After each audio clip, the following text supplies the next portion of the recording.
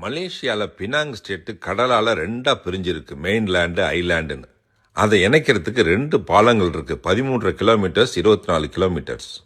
அந்த வழியாக தான் பினாங்கின் தலைநகரமான ஜார்ஜ் டவுனுக்கு போக முடியும். அங்கே ரொம்ப ஃபேமஸான பினாங் ஹில்லை பார்க்கறதுக்காக போனோம். அந்த ஹில்லை போய் மேலே பார்க்கறதுக்கு 3 வழி இருக்குது. ஒன்று நடந்து போகலாம், இல்லை ஜீப்பில் போகலாம், இல்லை ட்ரெயினில் போகலாம். நாங்கள் ட்ரெயினை செலக்ட் பண்ணோம்.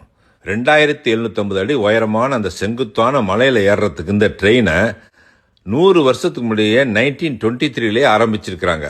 ஆனால் இப்போ நல்லா புதுப்பிச்சிருக்கிறாங்க. ரொம்ப ஸ்பீடாக 10 நிமிஷத்தில் போய் இறக்கி விட்டாங்க. மலை உச்சியில் நின்றுக்கிட்டு இயற்கையோட அழகை ரசிக்க முடிஞ்சது.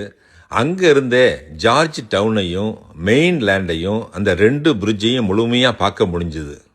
ஆண்டாண்டு காலமாக தலைமுறையாக நம்ம தமிழ் மக்கள் அங்கே வியாபாரம் செஞ்சுட்டு வராங்கிறத பார்க்கும்போது ரொம்ப சந்தோஷமாக இருந்துச்சு.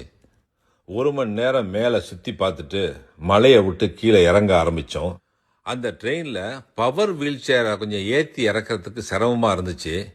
ஆனால் தனுஷையும் மேலே கூட்டிகிட்டு போய் அவரையும் முழுமையாக எல்லாத்தையும் பார்க்க வச்சோங்கிற ஒரு சந்தோஷத்தில் மன திருப்தியோடு மலையை விட்டு கீழே இறங்கி வந்தோம்.